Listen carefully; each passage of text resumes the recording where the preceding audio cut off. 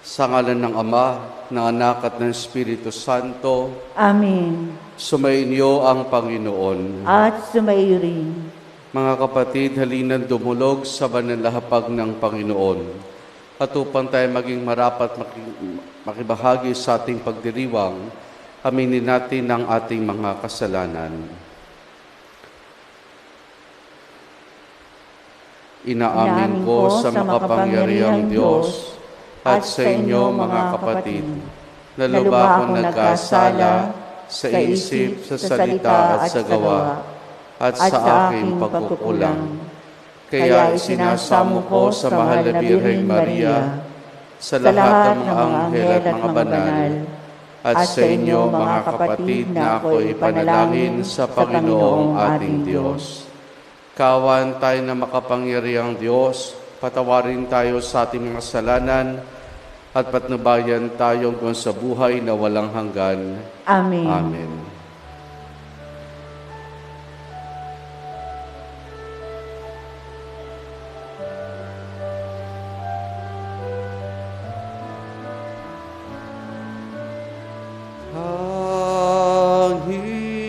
Panginoon, kahawawan mo kami.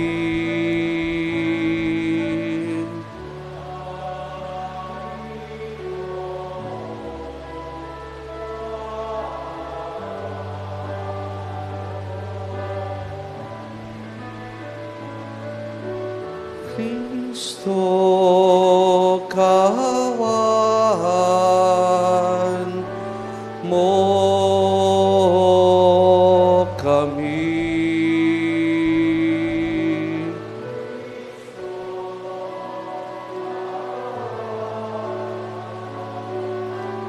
O kami.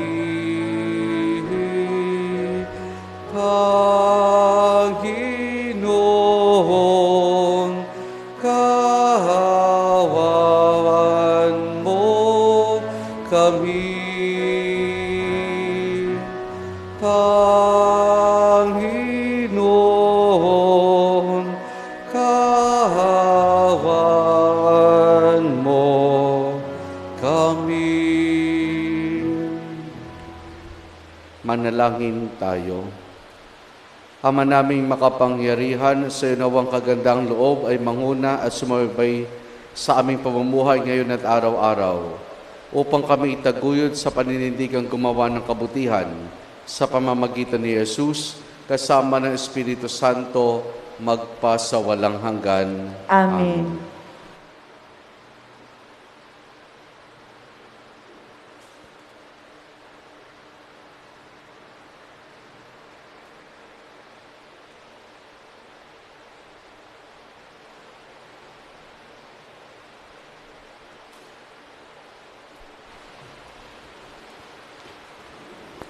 Ang salita ng Diyos mula sa sulat ni Apostol San Pablo sa mga Galacia. Mga kapatid, nasusulat na si Abraham ay nagkakaanak ng 2 lalaki sa alipin ng isa't isa at siya'y malaya.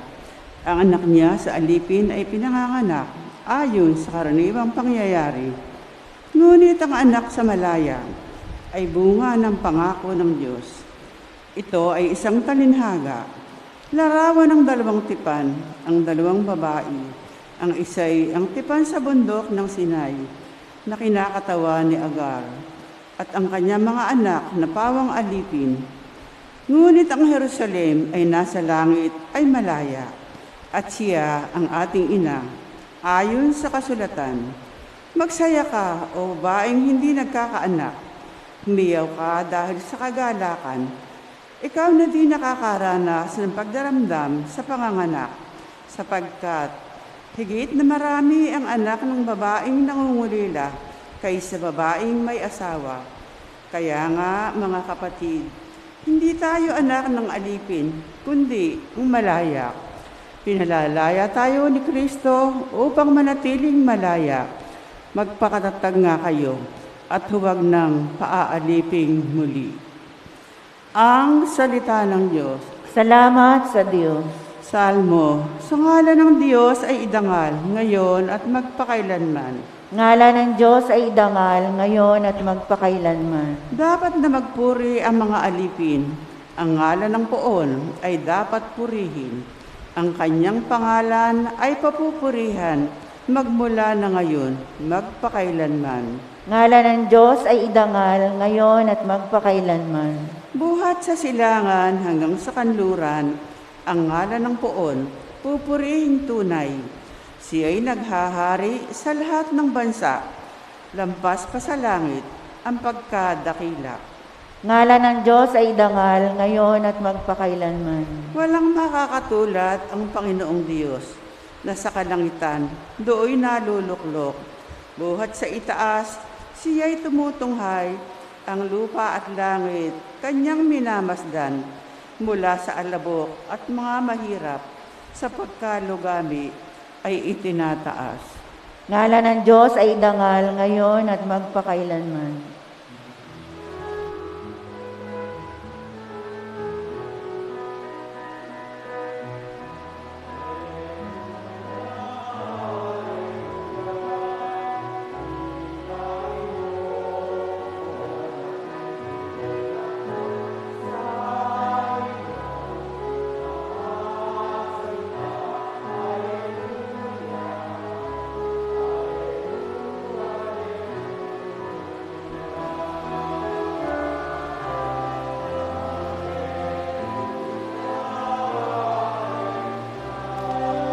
Wikaling mo, poon nakikinig ako sa iyong mga salita.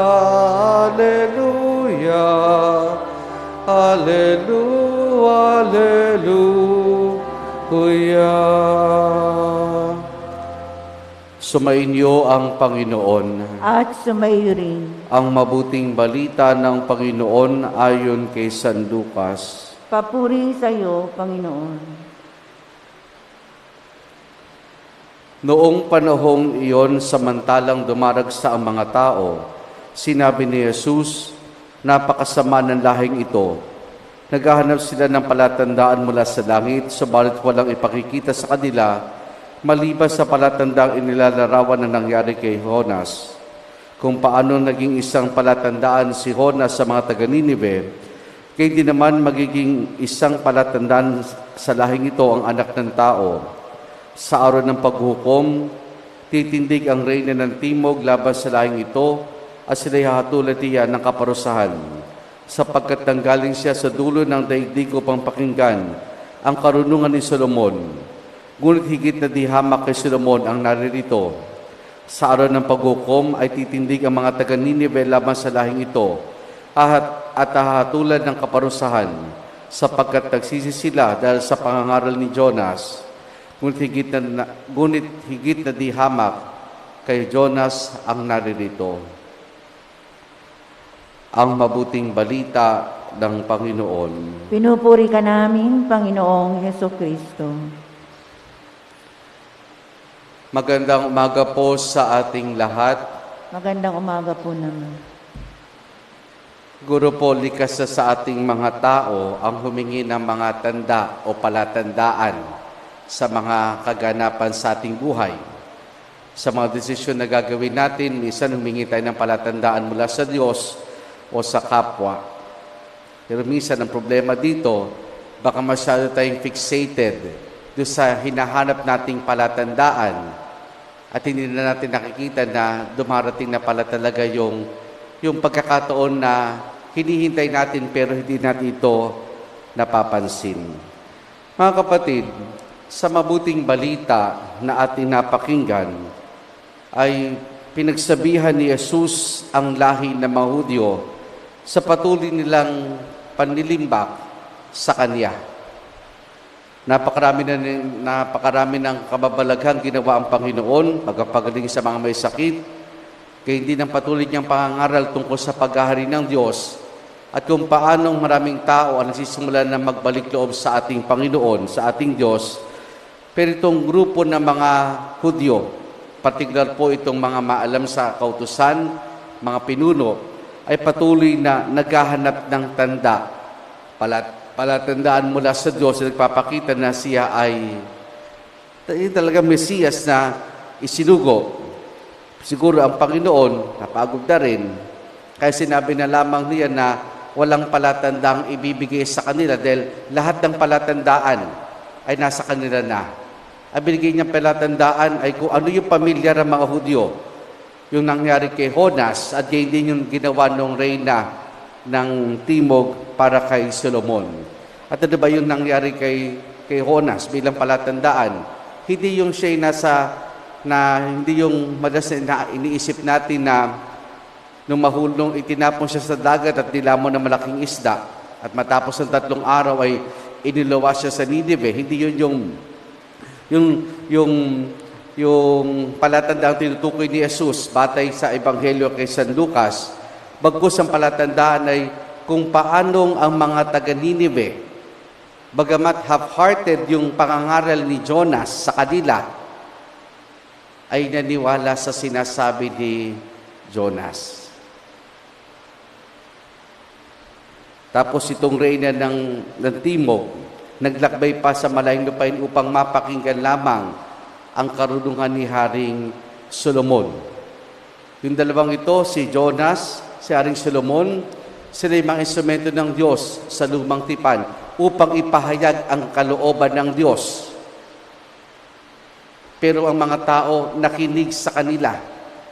Ang mga tao patuloy na sumunod sa kanila. Pero kung titignan natin, sila yung mga instrumento ng Diyos, sila yung mga hinirang ng Diyos. Pero itong nasa piling nila mismo ay ang Diyos na nagkatawang tao, ang ating Panginoon. Kaya sinabi ni Jesus na higit siya kay Jonas o kay Haring Solomon. Nandiyan na ang mga palatandaan, sadyang nagbubulag-bulagan, sadyang makipot lamang ang pag-iisip at matigas ang puso ng mga kababayan ng ating Panginoon. Mga kapatid, sa buhay natin, habi ko nga po, marami tayong mga palatandaan minsan hinihingi. Pero minsan, masyado tayong fixated o nakatuon doon sa particular na tanda, palatandaan na ating hinihingi at hindi natin nakikita kung ano yung mga nangyayari sa ating buhay. Halimbawa po, minsan merong isang asawa na lumapit sa akin na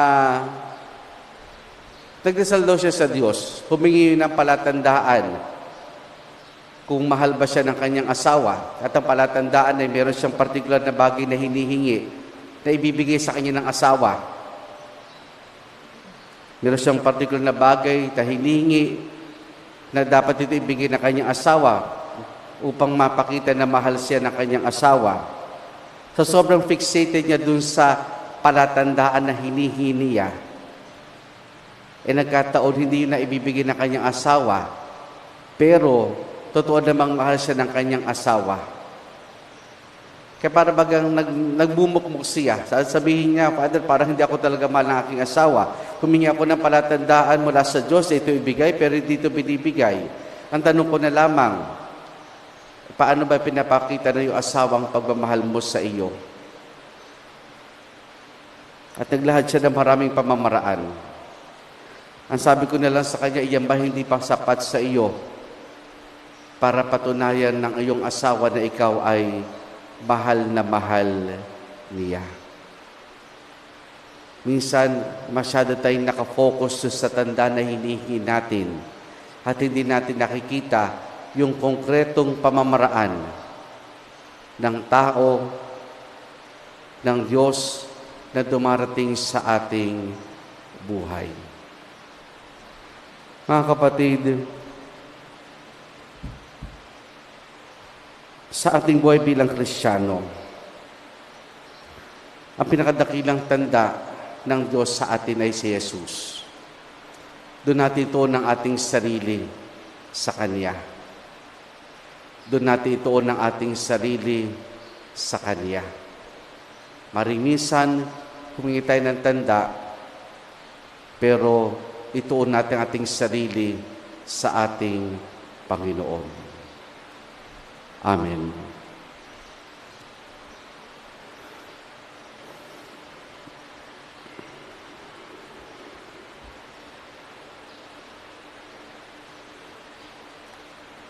Bumabaling tayo sa pananalangin sa Diyos Ama para sa biyaya ng pagbabagong buhay at makatugon na may katatagan sa panawagan ni Kristo sa pagbabalik loob. Ating itutugon, Diyos na mga simbolo at himala, basbasan mo kami. Diyos na mga simbolo at mga himala, basbasan mo kami. Ang mga puso ng lahat ng lalaki at babae, naway mapunong balik sa Panginoon na tumatawag sa daigdig sa pagsisisi. Manalangin tayo sa Panginoon. Diyos na mga simbolo at mga himala, basbasan mo kami. At tinawang tanggapin ang buong mensahe ng Ebanghelyo, pati na ang salitang binibigkas ng pagsubok at krus sa buhay. Manalangin tayo sa Panginoon. Diyos na mga simbolo at mga himala, basbasan mo kami. Katulad ng mga mamamayan ng Nineve, naway itakwil natin ang mga masamang pamumuhay at bumaling tayo sa Diyos ng buong pagpapakumbaba at nagsisising espiritu. Manalangin tayo sa Panginoon. Diyos na mga simbolo at mga himala, basbasan mo kami. Ang mga may sakit at matatanda, naway makatagpo ng kasiguruhan at pagmamahal mula sa mga nag-aaruga sa kanila. Manalangin tayo sa Panginoon. Diyos na mga simbolo at mga himala, basbasan mo kami. Ang mga yumao, naway tumanggap ng kapayapaan at kaligayahan sa kaharian ng Diyos. Manalangin tayo sa Panginoon. Diyos na mga simbolo at mga himala, basbasan mo kami.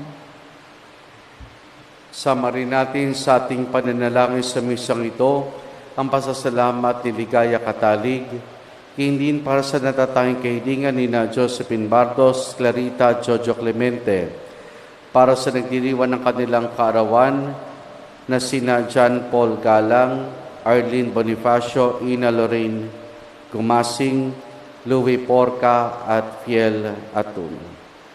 Patuloy nating dalangin ang pagbuti ng kalusugan ni na Maria Cristina Laderas Mangginaw, Natalia Reyes Lisanto Ngo at Marcela Lisarondo, at para sa kapayapaan ng kaluluwa ni na Orlando, Rafael, Florentina, Excelsi, Epifania, Ernesto, Angel, Gertrudes, Lydia, at Fernando.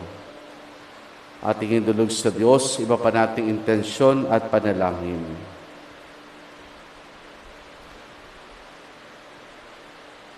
Ama ng lahat, ibinigay mo sa amin tanda ni Jonas upang pangunahang ipahayag ang pagdating ng iyong anak. Mula sa walang hanggan, nilob mong ang kanyang muling pagkabuhay. Isama mo nawa kami sa kanya sa magpakailanman. Hinihiling namin ito sa pamamagitan ni Jesus na aming Panginoon. Amen. Amen.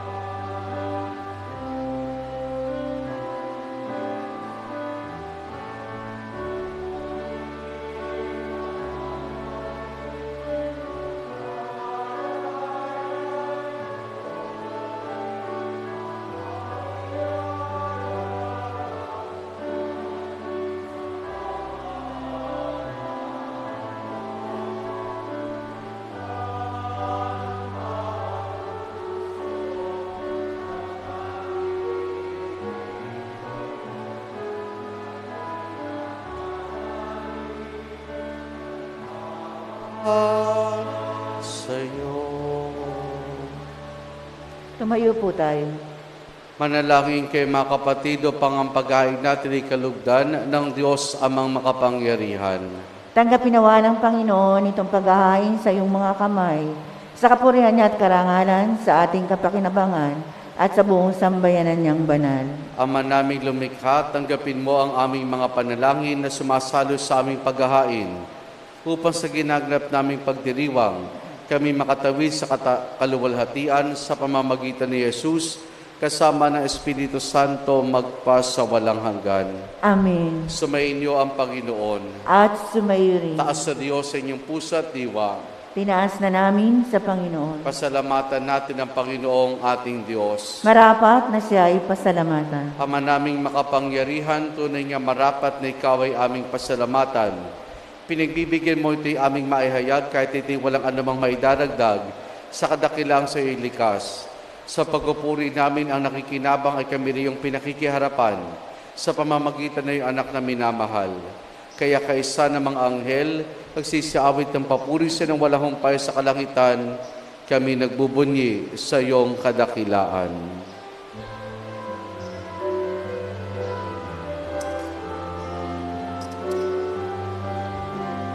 Santo, Santo, Santo, Diyos makapangyarihan, puspos ng walhati ang langit at lupa.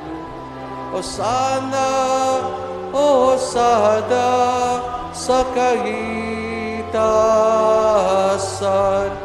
pinagpalang narito sa ngalan ng Panginoon. Hosana sa kaitasan. Hosana sa kaitasan.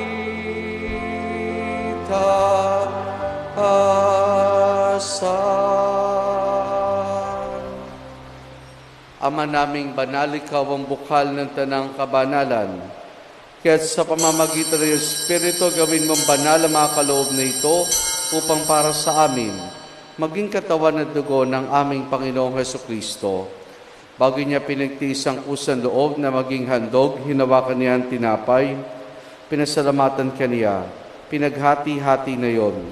Iniabot sa kanya maalagad at sinabi, tanggapin ninyong lahat ito at kanin itong aking katawan na iyahandog para sa inyo.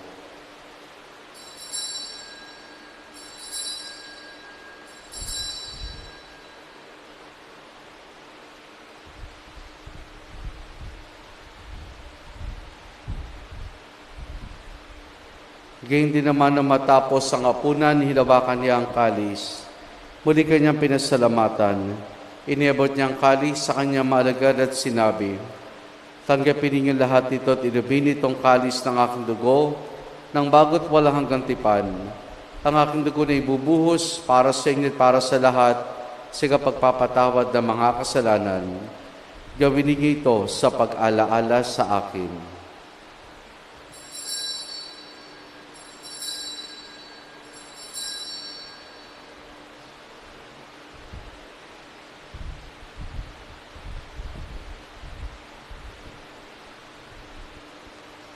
Ang misteryo ng ating pananampalataya. Si Kristo ay gunitahin, sarili ay inihain, bilang pagkain inumin, pinagsasaluhan natin, hanggang sa siya'y dumating. Hanggang sa siya'y dumating.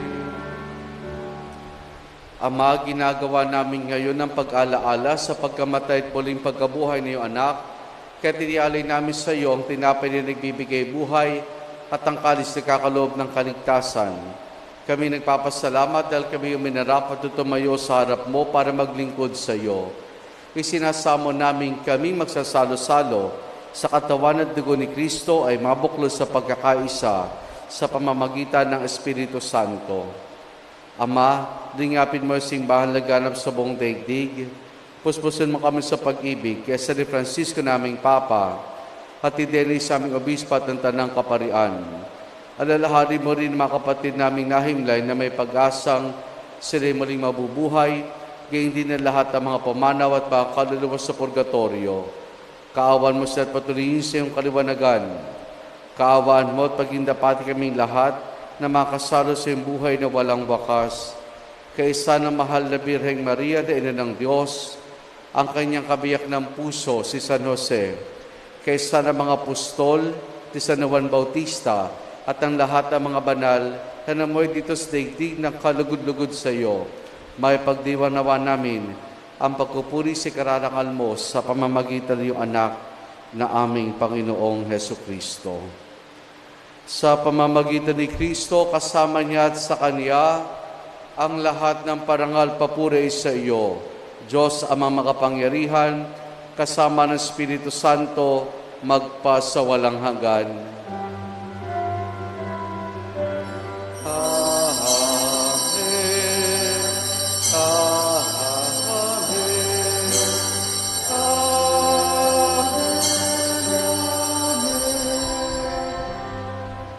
Sa tagubilin man nakagagaling na utos sa turo ni Jesus na Panginoon natin na Diyos, ipahayag po natin ng lakas loob.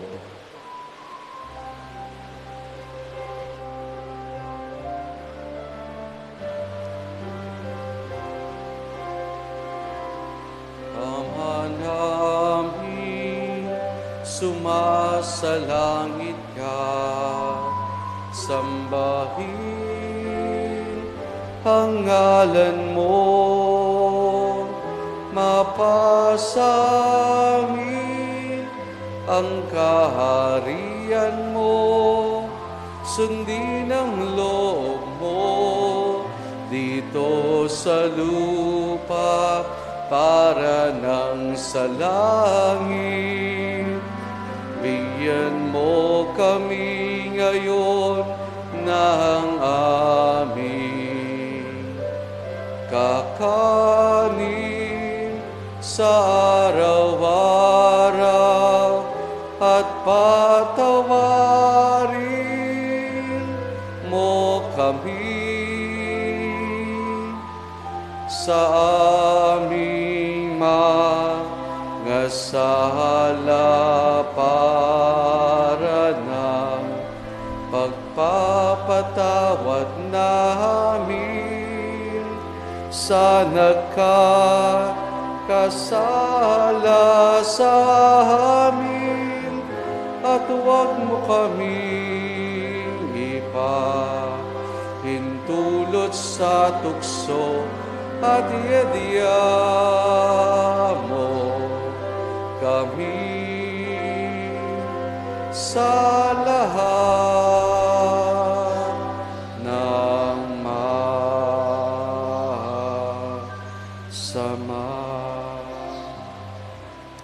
hinihiling namin kay Maria sa lahat ng masama, pagkalooban ng kapayapaan, araw-araw iligtas sa kasalanan, at ilayos lahat ng kapahamakan, samantalang aming masayang pinananabikan ang dakilang araw ng pagkapahayag ng tagapagligtas naming si Jesucristo. Sapagkat iyo ang kaharian at ang kapangyarihan at ang kapurihan magpakailanman. Amen. Panginoong Jesucristo, sinabi mo sa iyong mga apostol, kapayapaan ang iniwan ko sa inyong aking kapayapaan ang ibinibigay ko sa inyo. Tunghayan mo ang aming pananampalataya at huwag ang aming mga pagkakasala. Pagkalooban mo kami ng kapayapaan at pagkakaisa ayon sa iyong kalooban, kasama ng Espiritu Santo, magpa sa walang hanggan. Amen. Ang kapayapaan ng Panginoon ay lagi nawang sumainyo. at sumaiyo rin. Mga kapatid, maghangad at magbahagi po tayo ng kapayapaan ni Jesus sa isa't isa. Peace be with you po. Kordero ng Diyos na nag-aalis ng mga kasalanan ng sanlibutan, maawa ka sa amin. Kordero ng Diyos na nag-aalis ng mga kasalanan ng sanlibutan, maawa ka sa amin. Kordero ng Diyos na nag-aalis ng mga kasalanan ng sanlibutan, ipagkaloob mo sa amin ang kapayapaan.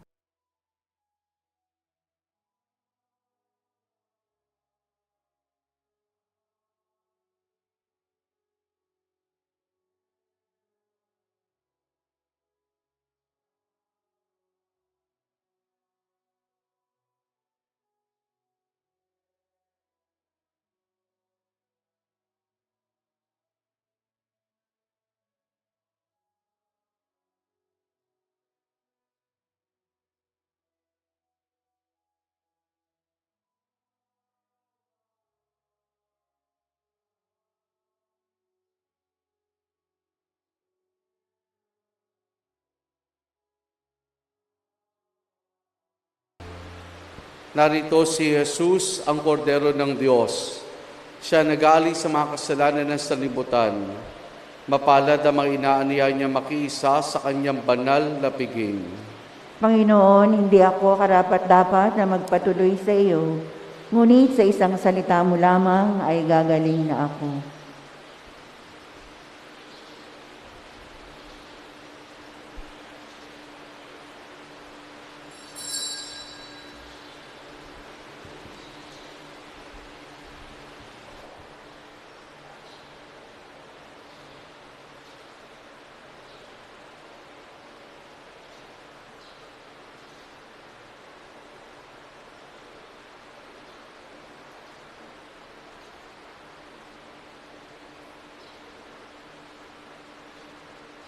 Espiritual na pagtanggap ng komunyon. Panginoong Hesus, ako ay naniniwala na ikaw ay nasa kabanal-banalang sakramento. Iniibig kita ng higit sa lahat at minimithi kong tanggapin ka sa aking kaluluwa. Sapagkat sa mga sandaling ito ay hindi kita matatanggap sa sakramento. Tumuli ka sa Espiritu sa aking puso. Niyayakap kita na para bagang naririto ka na, at nialay ko ng bumuo ang aking sarili sa iyo. Huwag mo pong hayaang mawalay ako sa iyo. Amen.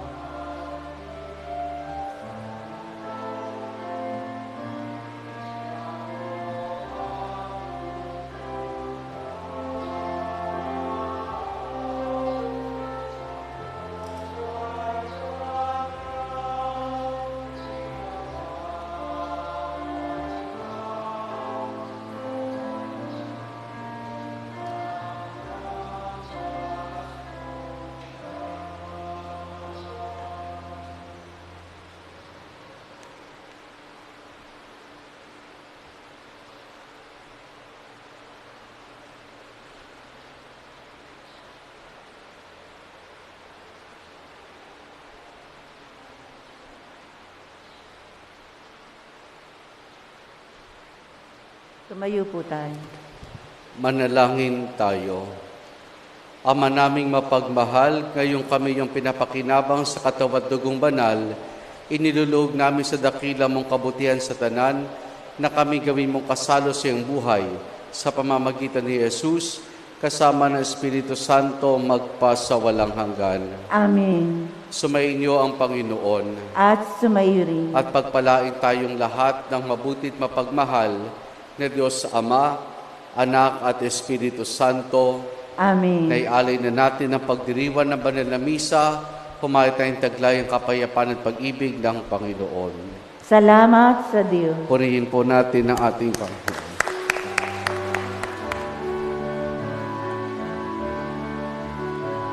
Dinggin himig ng bayang malay, awit ng papurit pasasalamat, ang Panginoon ng ating paglaya, muling nagpatunay ng pag-ibig niya. Magandang umaga po sa ating lahat.